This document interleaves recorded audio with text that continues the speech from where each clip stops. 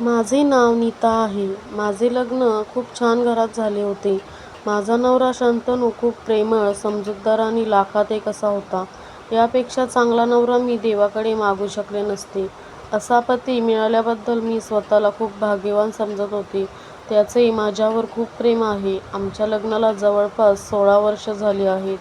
आम्हाला एक मुलगा आणि एक मुलगी आहे. आमची मुलगी 14 वर्षाची आहे तर मुलगा 10 वर्षाचा आहे. देवाच्या कृपेने आमचे एक सुखी कुटुंब आहे. माझ्या पतीचे एक कपड्याचे दुकान आहे. व्यवसायही चांगला चालला आहे, ज्यातून आम्हाला चांगली कमाई होते. माझे आयुष्य असेच सुरळीत छान चालले होते. पण नंतर एक गोष्ट घडली, ज्याची मी स्वप्नातही कल्पना केली नव्हती. एके दिवशी शंतनू घरी आला तर त्याचा मूड ऑफ होता. मला वाटले ऑफिसमध्ये कामाचा ओव्हरलोड असेल. मी त्याचा मूड ठीक करण्यासाठी पटकन त्याचा फेवरेट आल्याचा चहा आणि कांदाभजी बनवली. कांदाभजी दिसली की शंतनूची कळी पटकन खुलते, पण आज तो खूपच गंभीर दिसत होता. तो मला बोलला, "नीता, मला तुझ्याशी काहीतरी बोलायचे आहे." मी म्हणाले, "बोलशील रे, पहिल्यांदा चहा आणि भजी घे." पण शंतनूचे माझ्याकडे लक्षच नव्हते. कुठल्या तरी गहाण विचारात तो गुंतला होता. "काय झाले शंतनू? तुला बरे वाटत नाही का?" मी काळजीने विचारले.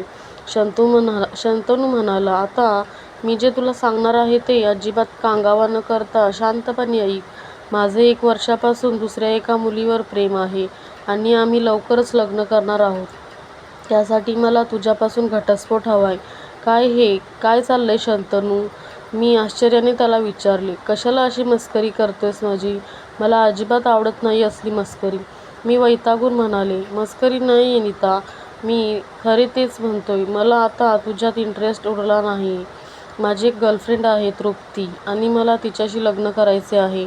शंतनू गंभीरपणे म्हणाला, "अरे पण तुला काही समजतंय का तू काय बोलतोस ते?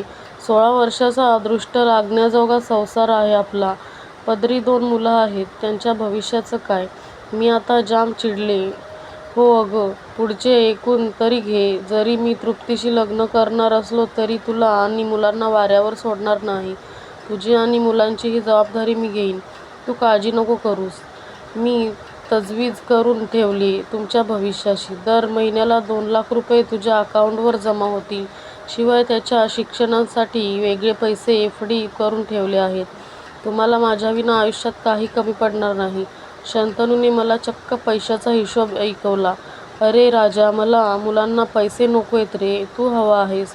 इतकी वर्ष आपण छान संसार केला आणि आज अचानक तू असं सांगतोयस की तुला माझ्यात इंटरेस्ट नाही म्हणून. अशी काय चूक झाली रे माझ्याकडून?" मी अगतिकतेने विचारले. मी इतकी वर्ष शंतनूला चांगलेच ओळखत होते. शंतनू माझा नवरा आहे आणि तो कधी खरे बोलतो आणि कधी खोटे बोलतो हे मला चांगलेच माहीत आहे.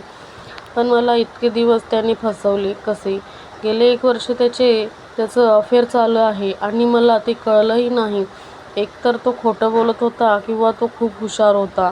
सुरुवातीला मला वाटले की तो मस्करी करत आहे, पण ही काही मस्करी नव्हती. हे सगळे खूप भयानक होते. मला काही सुचत नव्हते. अद्यापही विश्वास बसत नव्हता. मी शंतनूला म्हटले, "तू असे करशील यावर माझा अद्यापही विश्वास बसत नाही. तुझे अफेअर खरे असेल तर तृप्तीला उद्या इथे बोलाव. तिला प्रत्यक्षात बघितल्याशिवाय मला ह्या गोष्टींवर विश्वास बसणार नाही." "ठीक आहे, मी उद्याच तिला बोलावतो. त्यानंतर मी घटस्फोटासाठी अप्लाय करेन. त्यासाठी आपल्याला आधी 6 महिने वेगवेगळे राहावे लागेल. पण मला वेगळे होताना कुठल्याही प्रकारची नाटकं नकोत." शंतनू कोरडेपणाने म्हणून आत निघून गेला. माझे मन आता अस्वस्थ होऊ लागले होते. मी सुन्नपणे सोफ्यावर बसूनच राहिले. तृप्तीसोबत शंतनूचे खरंच अफेअर असेल तर मुलांना मी काय सांगणार होते? रात्रभर मला झोप लागली नाही. दुसऱ्या दिवशी सकाळी शंतनू कुणाशी तरी फोनवर बोलत होता. कधी येणार विचारत होता. माझ्या काळजाचा ठोकाच चुकला. तरीही एक मन सांगत होते की हे सारे खोटे असेल, पण माझ्या दुर्दैवाने हे सारे खरे होते. काही वेळाने दारावरची बेल वाजली. शंतनू दाराकडे धावला आणि खरंच एक मुलगी दारात उभी होती आणि ती आत आली. मी त्या मुलीला कधी पाहिले नव्हते, पण ती सुंदर होती. साधारण 25च्या असावी. शंतनूने माझी तिच्याशी ओळख करून दिली. ती खरंच तृप्ती होती. "नीता, ही तृप्ती. मी माझ्या कामानिमित्त नेहमी शहराबाहेर असतो. गेल्या वर्षी बाहेर कामानिमित्त गेलो असताना मी हिला भेटलो आणि मग आम्ही एकमेकांवर कधी प्रेम करू लागलो ते आम्हाला कळलंही नाही. आता आम्ही लग्न करणार आहोत. हे सगळे ऐकून मला आता भोवळ यायची बाकी होती. मी ताडकन आता माझ्या रूममध्ये गेले. 16 वर्षाचा विश्वास आणि प्रेम असं तुटून जाईल याची कल्पनाही नव्हती. काय झालंय शंतनूला? तो तर तसा नव्हता कधीच. हे त्याचे कोणते रूप मी बघत होते. कदाचित वयानुसार शंतनूचं माझ्याबद्दलचं आकर्षण कमी झालं होतं. पण म्हणून इतक्या टोकाची भूमिका? बरे झाले मुलं शाळेत गेली होती. नाहीतर तृप्तीला बघून त्यांनी 1000 प्रश्न केले असते. तृप्ती गेल्यानंतर शंतनू रूममध्ये आला आणि म्हणाला, आता तरी तुझी तृप्तीबद्दलची खात्री पटली ना? मी परत सांगतोय की आपण शांततेने वेगळे होऊया. मी उद्याच घटस्फोटाची कागदपत्रे बनवायला देतो. शंतनू, मी मुळीच तुला घटस्फोट देणार नाही. मी याच घरात राहणार आहे, तेही मुलासकट. कोणी आपल्या आयुष्यातून जाईल तर ती तृप्ती असेल. मी शंतनूला माझा निर्णय सांगितला. हे ऐकून शंतनू त्यावेळेपुरता गप्प बसला. पण दुसऱ्या दिवसापासून तो तृप्तीला रोज घरी बोलवू लागला. माझी मुलं मोठी झाली होती आणि सर्व काही समजू लागली होती. माझ्यापासून घटस्फोट घेण्यासाठी तो इतक्या टोकाला जाऊ शकतो याची मला कल्पना नव्हती. घरात एक 14 वर्षाची मुलगी आहे. पण शंतनूला त्याच्या वागण्याची अजिबात लाज वाटत नव्हती. त्याने मुलांशी बोलणेही बंद केले होते. वडिलांचे हे रूप पाहून मुलांनाही वाईट वाटले. एके दिवशी तो तृप्तीसोबत हॉलमध्ये बसला होता. शंतनूने मुलीला तृप्तीसाठी पाणी आणायला सांगितले. ती तृप्तीला पाणी द्यायला गेली आणि चुकून तृप्तीच्या अंगावर मुलीच्या हातून पाणी सांडले. एवढ्याशा क्षुल्लक गोष्टीसाठी शंतनूने मुलीवर हात उचलला. आता मात्र हद्द झाली. काय करतो आहेस शंतनू तू? वेडा झाला आहेस का? घटस्फोटासाठी तू हे सगळं का करत आहेस हे मला माहीत आहे. ठीक आहे, आता तू या मर्यादेपर्यंत जात आहेस तर मी तुला घटस्फोट देईन. मी शंतनूवर ओरडले. त्याचवेळी मी माझे आणि माझ्या मुलांचे सामान बांधून रागारागाने माझ्या माहेरी गेले. एक माणूस इतका कसा बदलू शकतो? इतक्या टोकाला जाऊ शकतो? मला आता शंतनूचे तोंडही पाहायचं नव्हते. जो पूर्वी आपल्या बायकोला आणि मुलांना तळहाताच्या फोडाप्रमाणे जपायचा तो त्याचा इतका तिरस्कार कसा करू शकेल? मला काहीच सुचत नव्हते. दुसऱ्या दिवशी मला शंतनूचा फोन आला. मी अजूनही तुझी आणि मुलांची जबाबदारी घेईन. तुम्हाला काही हवे असेल तर तुम्ही मला फोन करू शकता. मी पैसे पाठवत राहीन. आम्हाला तुझ्या पैशांची काही गरज नाहीये. या पैशांच्या जोरावर तू त्या मुलीला इम्प्रेस केलंस ना? अशा मुली किती दिवस टिकतात रे? तुझा पैसा तुलाच लाभ. हो, आम्ही आमचे पाहून घेऊ. एवढे बोलून मी फोन डिस्कनेक्ट केला आणि ओक्साबोक्शी रडू लागले. पण थोडाच वेळ आता मला रडून चालणार नव्हतं. मुलांच्या भविष्याची जबाबदारी आता माझ्यावर एकटीवरच होती. वयाच्या या टप्प्यावर इतकं आरामाचं आयुष्य जगल्यावर पुन्हा काम करावं लागेल याची मला कल्पनाही नव्हती. पण आयुष्य तुम्हाला कधी उचलून खाली फेकून देईल याचा अंदाजही लावता येत नाही. दैवकृपेने मला इतकी वर्ष शंतनूसोबत राहिल्यानंतर मला कपड्यांचा बिझनेसचा चांगलाच अनुभव होता. मीही माझ्या घरातून कपड्यांचा व्यवसाय सुरू करण्याचे ठरवले. मला शंतनूकडून अजिबात पैसे घ्यायचे नव्हते. पण शंतनू वेळोवेळी मी माझ्या इच्छेविरुद्ध माझ्या अकाउंटमध्ये पैसे ट्रान्स्फर करत होता. मी पण त्याचवेळी ते पैसे त्याच्या अकाउंटमध्ये परत ट्रान्स्फर करत होते. शंतनू मला पैसे घेण्यासाठी सतत फोन करून रिक्वेस्ट करत होता. पण मी पण एक मानी स्त्री होते. शंतनूकडून पैसे घेणे मला पटत नव्हते. मी त्याला एवढेच म्हणाले, तू आता फक्त घटस्फोटाची काळजी कर, आमची नाही. असाच 1 महिना निघून गेला.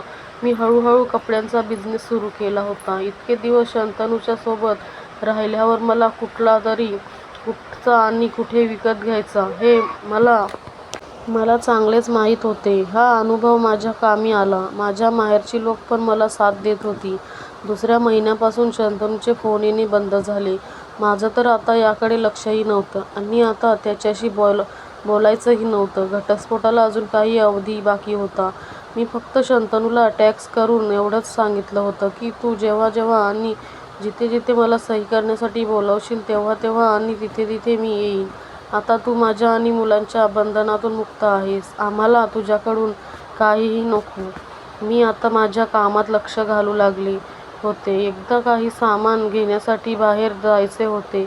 मी त्या शहरात सामान घेण्यासाठी गेले होते. तिथे नेमकेच मला तृप्ती दिसली. पण ती तिथे कुणा दुसऱ्याचाच हात धरून फिरत होती. नक्कीच तिचा नवीन बॉयफ्रेंड असावा. शेवटी तिने माझ्या पतीसोबत पण फसवणूक केलं.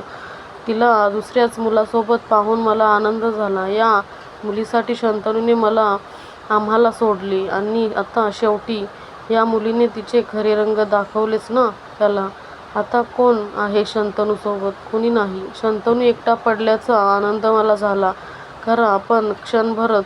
आता ही तृप्ती या मुलाला पण फसवेल. मग मी मनात विचार केला की आता मी तृप्तीला दुसऱ्या कुणालाही फसवू देणार नाही. म्हणून मी त्याच्या मागे मागे गेले. तृप्ती त्या मुलासोबत एक रेस्टॉरंटमध्ये गेली. मी देखील त्याच्या पाठोपाठ रेस्टॉरंटमध्ये शिरले आणि सरळ त्या दोघांच्या समोर जाऊन बसले. मला तिथे पाहून तृप्ती हडबडली आणि तिथून उठून जाऊ लागली. पण मी तिचा हात धरून तिला खाली बसवले आणि त्या मुलाला तिचे सत्य सांगू लागले. पण त्या मुलाने मला बोलण्यापासून थांबवले आणि पहिल्यांदा आमचे म्हणणे ऐकून घ्या असे म्हणाला. मला वाटले की मी त्याला तृप्तीचे सत्य सांगून त्याचे डोळे उघडेन, पण घडले वेगळेच.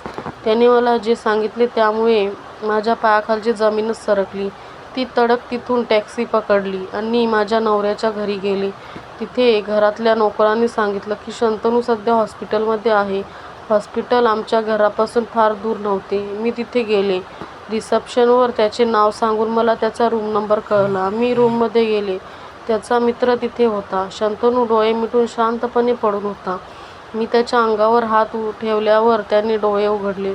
माझ्या डोळ्यातून अश्रू थांबत नव्हते. मी म्हणाले, शंतनू, एवढं नाटक करायची काय गरज होती? तू मला आधी स्पष्ट का नाही सांगितलेस? शंतनूला कॅन्सर झाला होता आणि ॲडव्हान्स स्टेजला होता. डॉक्टरांनी शंतनूचे फक्त 6-7 महिने आयुष्य बाकी आहे असे सांगितले होते. शंतनूला तिळतिळ मरताना आम्ही पाहू नये ही शंतनूची इच्छा होती. म्हणून त्याने तृप्तीसोबत त्याचे अफेअर असल्याचे खोटे नाटक सांगितले. तृप्ती त्याच्या मित्राचीच लहान बहीण होती आणि तिने शंतनूच्या रिक्वेस्टवरून त्याची गर्लफ्रेंड बनण्याचे नाटक केले होते. त्याला आमच्या आयुष्यातून दूर जायचे होते, जेणेकरून शंतनूला काही झाले तर आम्हाला वाईट वाटू नये. मी शंतनूसोबत नसून कित्येक तास रडत राहिले. मुलांनाही हॉस्पिटलमध्ये बोलावून झालं मुलांना सुद्धा सगळा प्रकार समजावून सांगितला. आता आम्ही शंतनूच्या घरी परत राहायला आलो. सध्या त्यांना आमची आणि आमच्या प्रेमाची सर्वात जास्त गरज आहे. पुढच्याच आठवड्यात मी शंतनूला घेऊन पुढील उपचारासाठी अमेरिकेला रवाना होणार आहे. मी देवाकडे प्रार्थना करत आहे